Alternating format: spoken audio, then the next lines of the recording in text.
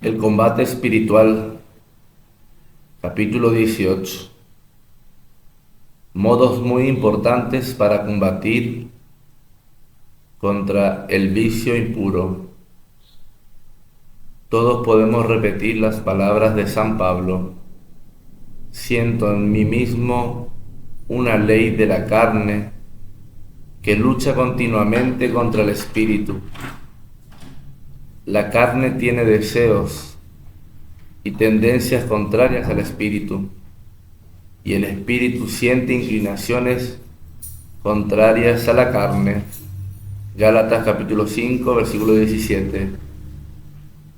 Contra el vicio de la impureza hay que combatir más fuertemente que contra todos los demás, porque es el más traicionero y el que nunca deja de plantarnos batalla.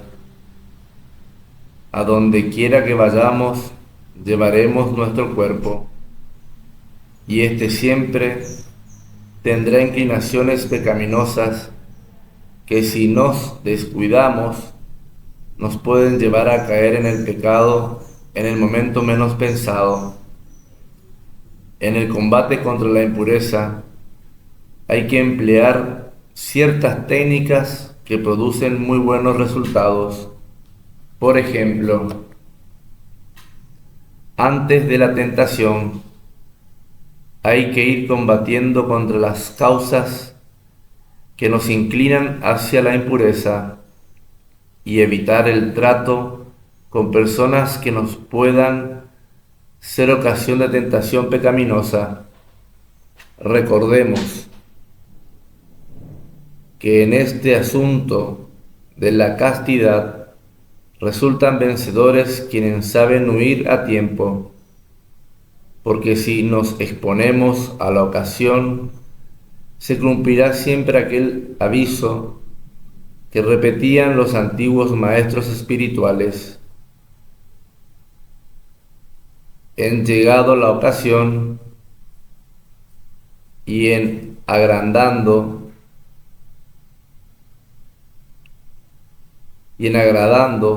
caerás todas las veces. Repito, en llegando la ocasión y en agradando caerás todas las veces. Es inútil acercar un papel a una llama encendida y decir: no quiero que arda, por más propósito que tengamos de que no arda, arderá.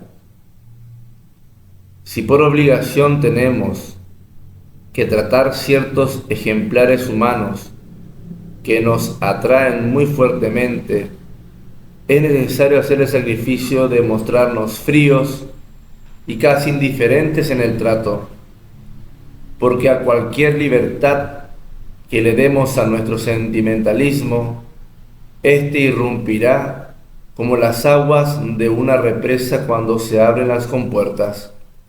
Arrastrará y se llevará al abismo todos nuestros buenos propósitos de conservar la santa pureza. Nunca se puede confiar en uno mismo. Aunque llevemos 25 años o más sirviendo a Dios, recordemos que el espíritu de la impureza suele hacer en una hora lo que no había podido en muchos años, y cuando menos sospechamos nos puede hacer una jugada traicionera y derrotarnos.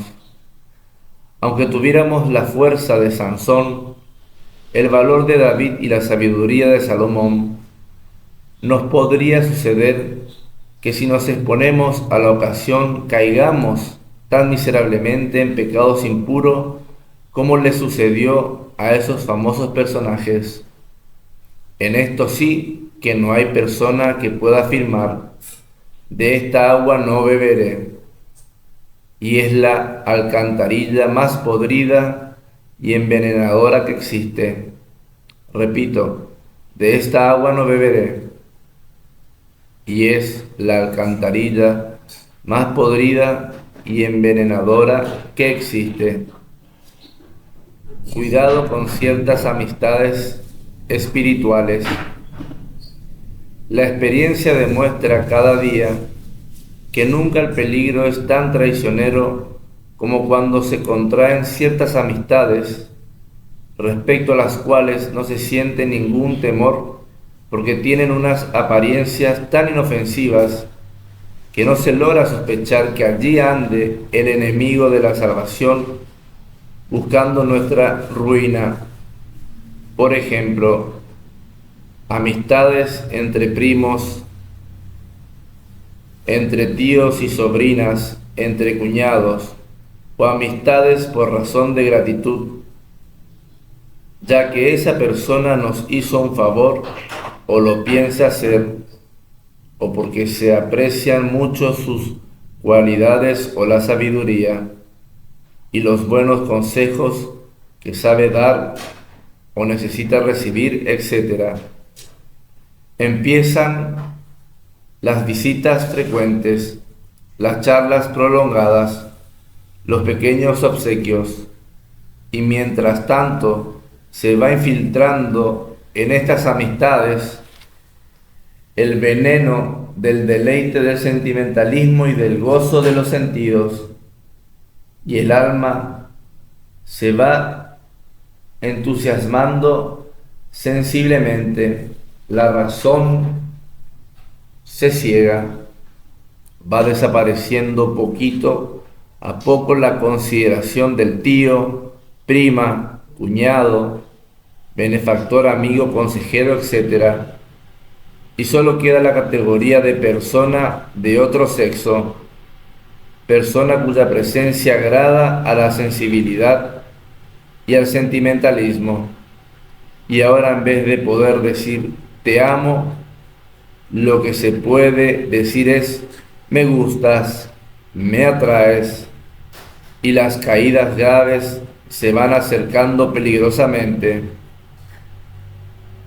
No hay que confiar en las resoluciones y los buenos propósitos que se han hecho, pues aunque nos hayamos propuesto morir antes de ofender a Dios, si encendemos el amor sensual con conversaciones dulzarronas, melosas y frecuentes, la pasión se apoderará de tal manera que a nuestro corazón ya no le importará que la otra persona sea pariente, familiar o dirigida espiritualmente o aspirante a especial grado de santidad, y con tal de satisfacer la inclinación pecaminosa, se olvidan todos los deberes y hasta la santa ley de Dios.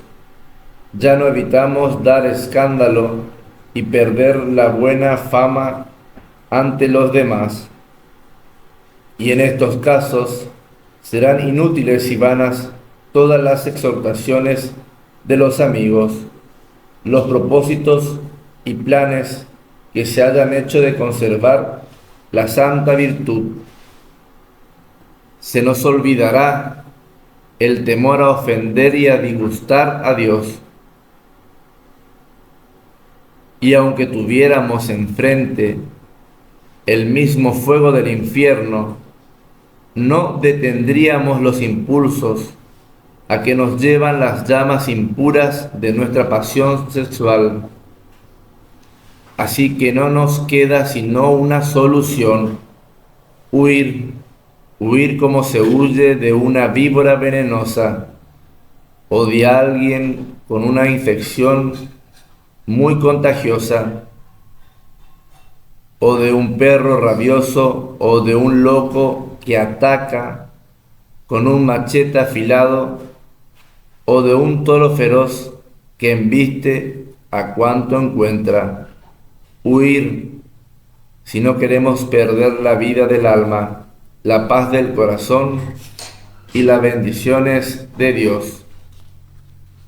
Hasta aquí el final del capítulo 18. Capítulo 19. Otros métodos eficaces para evitar caer en la impureza. Primero, Hay que evitar la ociosidad. En las aguas estancadas se multiplican todos los malos bichos y las infecciones mortales. Es necesario estar siempre tan ocupados que podamos responder lo que aquel discípulo dijo a su santo director espiritual, que le había aconsejado que para evitar las tentaciones impuras tuviera siempre dedicado a ocupaciones que le llenaran todo su tiempo. Cuando el padre le preguntó si en estos días había tenido tentaciones, le respondió: ¿y con qué tiempo?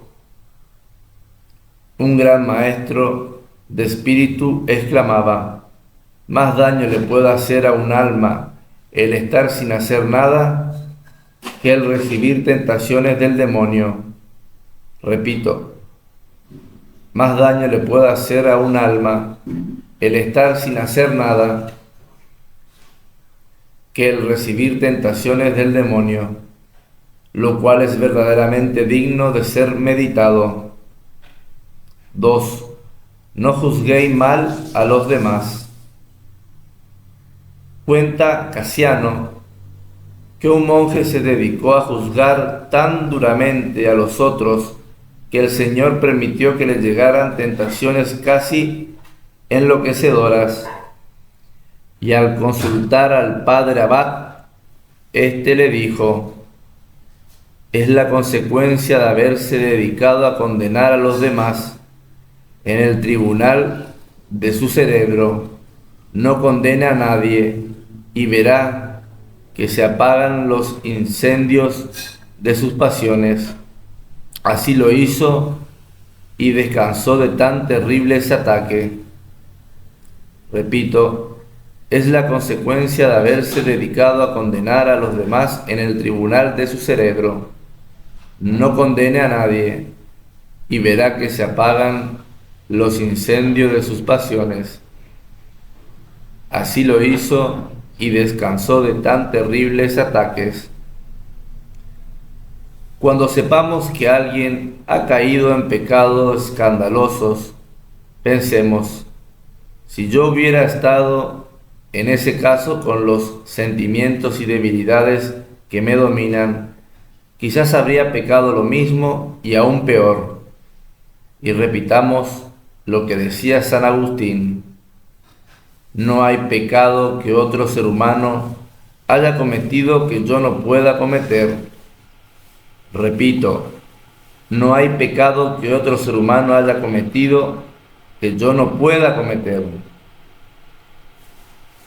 Y en vez de despreciar a la otra persona, o de murmurar o criticar o publicar sus faltas, recemos por su conversión. Pidamos a Dios que le conceda fuerza de voluntad para no seguir cayendo, y andemos con mayor prudencia, no sea que la próxima víctima a la que los enemigos del alma logren derrotar seamos nosotros.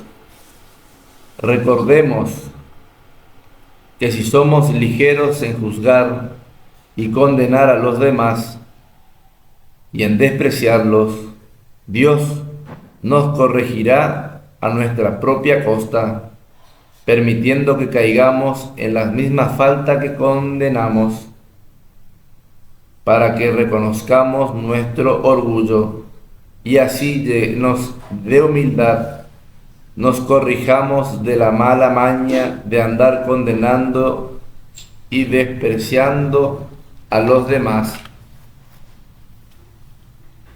porque puede cumplirse lo que decía San Pablo: ¿por qué condenas a los demás si tú haces lo mismo que condenas?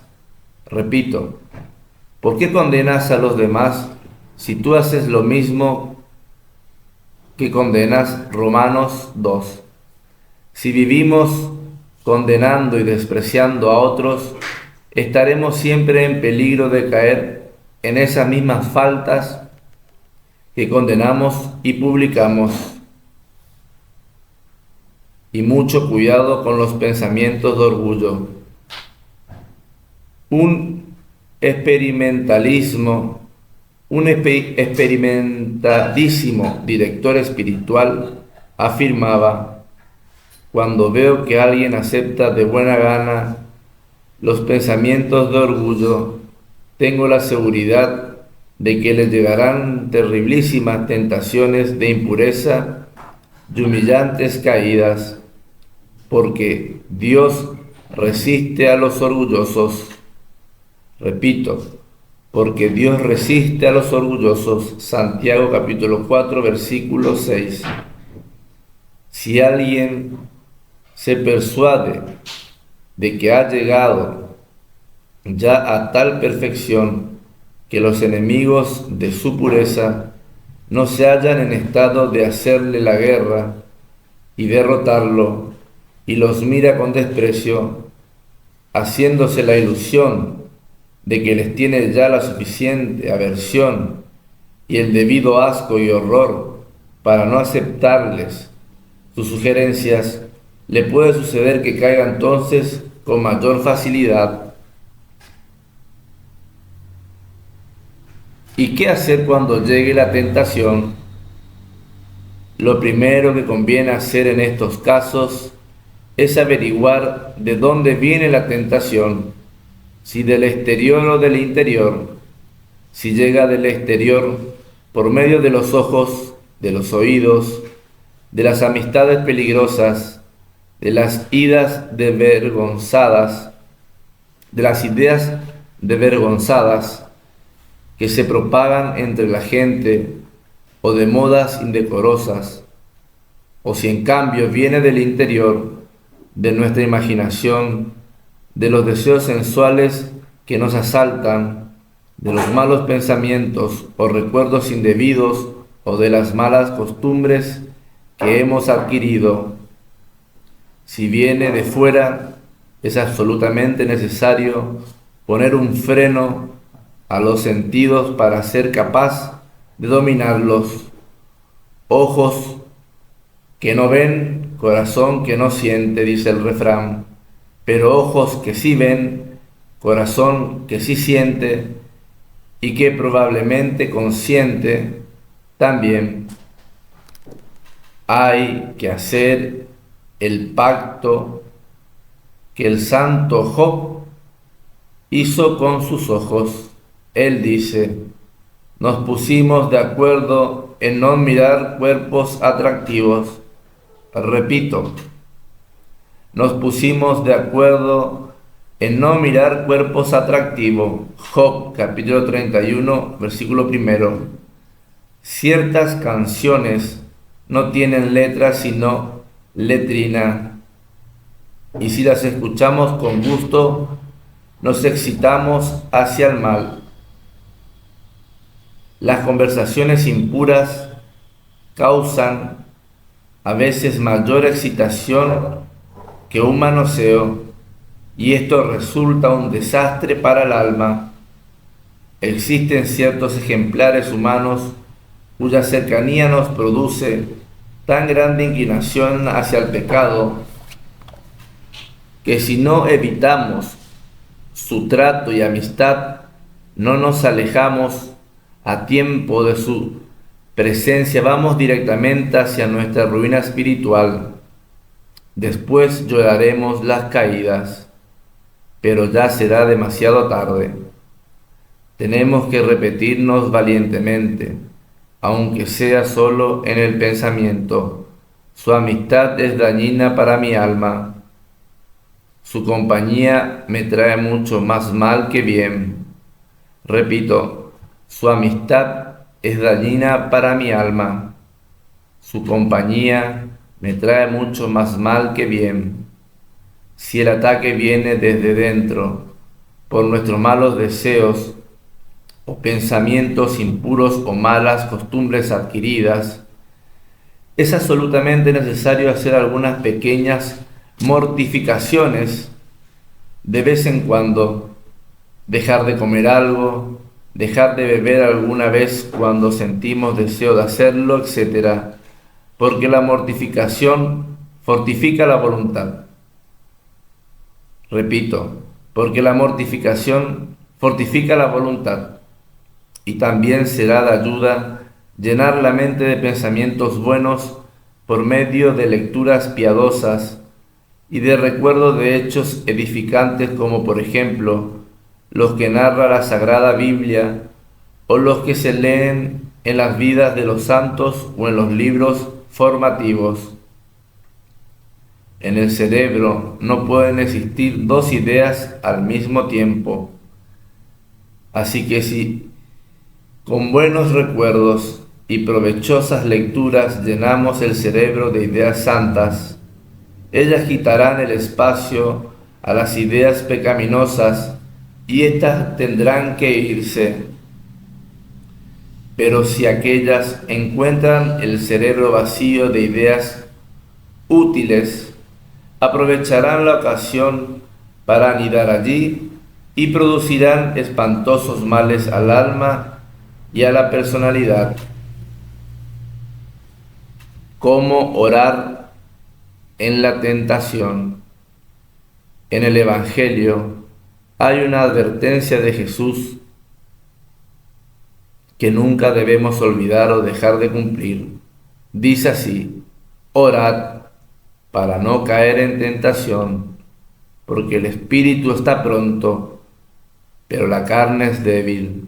Repito, orad para no caer en tentación, porque el espíritu está pronto, pero la carne es débil. Mateo capítulo 27, versículo 41. Y el Divino Maestro añade un aviso de enorme importancia: ciertos espíritus impuros no se alejan sino con la oración. Repito, ciertos espíritus impuros no se alejan sino con la oración. Marcos capítulo 9, versículo 29. Cuando nos llega la tentación, es necesario elevar a Dios muchas y pequeñas súplicas para que venga en nuestra ayuda. ¿Qué diríamos de un capitán que, viendo a su batallón atacado por fuerzas que le superan en número y en armamento, no enviara mensajes a los mandos superiores pidiendo refuerzos? Y nosotros, al sentir el ataque del mundo, del demonio y de la carne, ¿nos quedaremos sin pedir ayudas del Señor Dios de los ejércitos? Hay que decirle con el Salmo: mira, Señor, que me atacan y no tengo a dónde huir. Pelea tú, Señor, contra los que me hacen la guerra, y dile a mi alma: yo soy tu victoria. No entregues a la furia de los gavilanes asesinos esta paloma indefensa que es mi pobre alma. No me abandones, Dios de mi salvación. No abandones la obra de tus manos, etc. Repito, hay que decirle con el Salmo: mira, Señor, que me atacan y no tengo a dónde huir. Pelea tú, Señor, contra los que me hacen la guerra, y dile a mi alma: yo soy tu victoria. Salmo 34.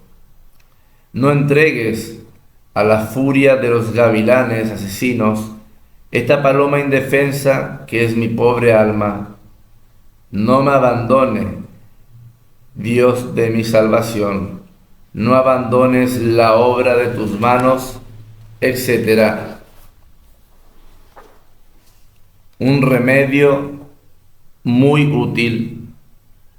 Muchísimas personas han experimentado con gran provecho, para lograr conseguir la victoria contra las tentaciones, el mirar fijamente y con cariño al crucifijo, y mientras se va pensando en cada una de las heridas de Jesús, la de las manos, los pies y el costado, decirle con San Bernardo: Señor, cuando el gavilán traicionero de mis tentaciones me ataca, para quitarme la vida de la gracia y de la amistad con Dios, yo, como tímida avecilla, vuelo con mi pensamiento a esconderme en esas grietas salvadoras de mi roca, en esas tus 5 heridas, y allí logro verme libre del enemigo traidor. Jesús, tú has muerto por mí, y yo, ¿qué sacrificio haré por conservar tu santa amistad? Te ruego que imprimas en mi alma los más vivos sentimientos de fe, esperanza y caridad, dolor de mis pecados y propósito de jamás ofenderte, mientras que yo, con el mayor amor que me es posible, voy considerando tus 5 heridas, recordando aquellas palabras de ti, Dios mío, que dijo el santo profeta David: han taladrado mis manos, mis pies, y se pueden contar todos mis huesos. Algo en lo que no se debe pensar. Existe en muchas personas una equivocación que les puede hacer un gran daño. Consiste en creer que para alejarse de la tentación, especialmente de la tentación de impureza, conviene dedicarse a pensar en lo malo y feo que es ese pecado. Esto es sumamente dañoso, pues produce fijación de la mente en lo que es impuro, lo cual aumenta y excita más las tentaciones y las inclinaciones pecaminosas, y pone a la voluntad en peligro de deleitarse en esos recuerdos y de consentir luego en eso que la deleita. Lo contrario de esto es lo verdadero.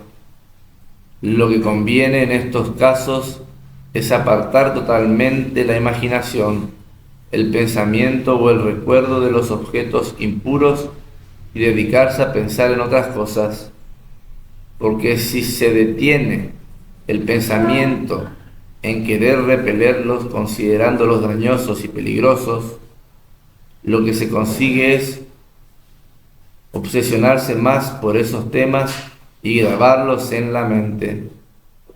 Y como el cerebro es el que dirige toda la sexualidad humana, si éste se haya infectado y envenenado con esos recuerdos e ideas fijas, todo el organismo queda pervertido y va directamente hacia la maldad.